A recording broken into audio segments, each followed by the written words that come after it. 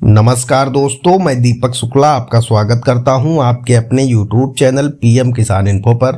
दोस्तों, आज के इस वीडियो में हम आपको जानकारी देंगे कि जिन लोगों को पीएम किसान योजना की 13वीं किस्त PFMS रिजेक्ट होने के चलते या फिर लैंड सीडिंग नो होने के चलते या फिर किसी अन्य कारण की वजह से नहीं मिली है, तो उन लोगों को पीएम किसान योजना की 13वीं किस्त कब मिलेगी।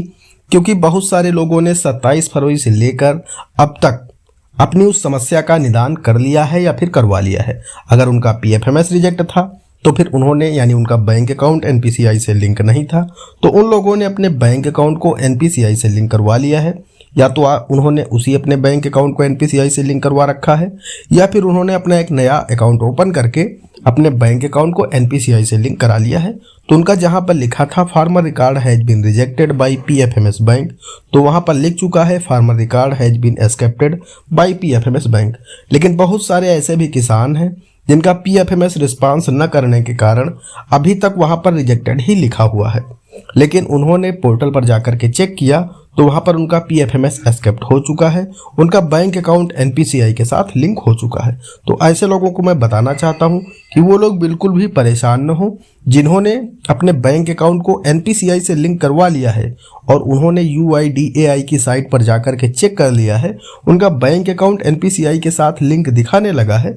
तो वो लोग बहुत ज़्यादा कमेंट्स करके परेशान हो रहे हैं कि सर हमें 13वीं किस्त का पैसा कब मिलेगा, हमारा PFMS रिजेक्टेड है, वो एक्सेप्टेड कब होगा। तो दोस्तों, हम आपको बताना चाहते हैं आपने अपना काम कर दिया है, अब आपको बिल्कुल भी परेशान होने की आवश्यकता नहीं है, क्योंकि आपका बैंक अकाउंट NPCI से लिंक नहीं था, उसे आपने लिंक करवा दिया है। अब आपका कोई भी काम नहीं है। अब जैसे ही PFMS रिस्पांस करेगा वैसे ही आपका जहां पर रिजेक्टेड लिखा हुआ है वहां पर एक्सेप्टेड हो जाएगा।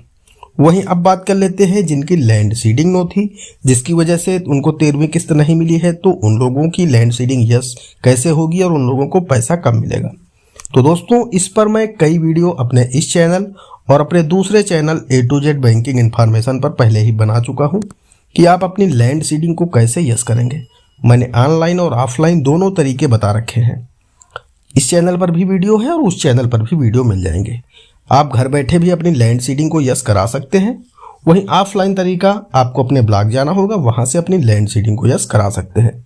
उसमें से करोड़ों किसानों ने अपनी लैंड सीडिंग को यस करा लिया है, क्योंकि पीएम किसान की 13वीं किस्त बहुत कम किसानों को दी गई है।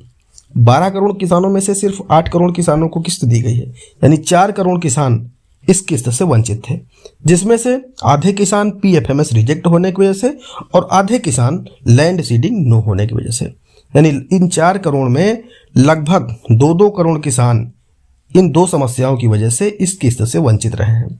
तो PFMS भी एक बड़ा कारण था कि उनके बैंक अकाउंट NPCI से लिंक नहीं थे। सरकार ने योजना की 13वीं किस्त आधार मोड के माध्यम से भेजा, तो इस वजह से पैसा उनके बैंक अकाउंट में नहीं आ पाया और उनका जो PFMS था वो रिजेक्ट हो गया। तो इस समस्या का समाधान किसानों ने करवा लिया है। अपने बैंक अकाउंट को NPCI से या तो पुराने अकाउंट को करवा लिया है या फिर न्यू अकाउंट ओपन कर लिया है या करवा लिया है।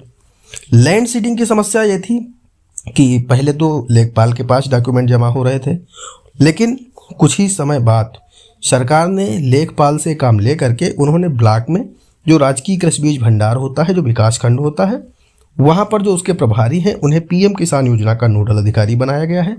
तो उनके पास एक एक्सेल सीट भेजी गई है जो कि जिला कृषि अधिकारी के द्वारा भेजी गई है। उस एक्सेल सीट में जब कोई भी किसान अपने डॉक्यूमेंट ले जा करके उनको देता है तो वो उसी एक्सेल सीट में उस किसान की सभी डिटेल्स फिल कर लेते हैं। लैंड सीडिंग नो का मतलब यह है कि आपके पास ज़मीन नहीं है, ज़मीन का सत्यापन नहीं हो पाया। तो जब आप अपने ज़मीन के डॉक्यूमेंट ले जा करके उनको देते हैं और वो वेरीफाइड करके उस एक्सेल सीट में आपकी सभी डिटेल्स भर देते हैं, जैसे कि आपका गांव, आपका रजिस्ट्रेशन नंबर, आपकी खेत का खतौनी नंबर, आपके खेत का गाटा नंबर, आपकी उसमें लैंड कितनी है, टोटल उसमें जब डिटेल भर करके वो एक्सेल सीट जिला कृषि अधिकारी को भेज देते हैं, तो जिला कृषि अधिकारी उसे आगे भेज देते हैं और आपकी लैंड सीडिंग 5 से 7 दिनों में ही यस हो जाती है। तो इन दोनों लोगों ने अपनी समस्याओं का समाधान कर दिया है। करोड़ों किसानों ने अपनी लैंड सीडिंग को यस करवा लिया है 13वीं किस्त के बाद। वहीं करोड़ों किसानों ने PFMS को भी एक्सेप्ट करा लिया है 13वीं किस्त के बाद, यानी उन्होंने बैंक अकाउंट को NPCI से लिंक करा लिया है। तो इन लोगों को पैसा कब मिलेगा? तो दोस्तों, हम आप लोगों को बताना चाहते हैं जिन लोगों ने अपनी पीएम किसान की कोई भी समस्या थी और उसका निदान कर लिया है, फिर चाहे वो पीएफएमएस हो, लैंड सीडिंग हो, ईकेवाईसी हो या फिर अन्य कोई भी समस्या हो या एलिजिबिलिटी हो, अगर किसी भी समस्या के चलते उनको 13वीं किस्त नहीं मिली थी और उन्होंने अपनी उस समस्या का समाधान कर लिया है, तो उन लोगों को मैं बताना चाहता हूं कि आप लोग परेशान ना हो। आप लोगों को अब बीच में पैसा नहीं मिलेगा। आप लोगों को पीएम किसान योजना की जो 13वीं किस्त है वो 14वीं किस्त के साथ में ही मिलेगी। अगर आपको पैसा 27 फरवरी को नहीं मिला है और अब तक नहीं मिला है, तो अब आपको जो 14वीं किस्त मिलेगी उसी के साथ में दोनों किस्तें दी जाएंगी। उससे पहले बीच में पैसा आपके खाते में नहीं आएगा, क्योंकि फाइनेंशियल ईयर चेंज हो चुका है। पिछले फाइनेंशियल ईयर में 31 मार्च तक जो पैसा आना था वो आ चुका। 31 मार्च के बाद अब जो भी किस्त का पैसा आएगा वो जब भी जो ये अप्रैल से जुलाई वाली किस्त है 14वीं किस्त, इसी किस्त में जुड़ करके आएगा। यानी अब आपको 4000 रुपये मिलेंगे जो 14वीं किस्त होगी। दोस्तों, आशा करते हैं जानकारी पसंद आ गई होगी। अगर जानकारी पसंद आ गई हो तो प्लीज़ वीडियो को एक लाइक कर दीजिए। साथ ही साथ चैनल पर नए हैं, चैनल पर पहली बार आए हैं तो चैनल को सब्सक्राइब जरूर कर दीजिए। दोस्तों, आज की वीडियो में इतना ही। मिलते हैं अगले वीडियो में किसी अगले इंटरेस्टिंग टॉपिक के साथ। तब तक के लिए जय हिंद, जय भारत।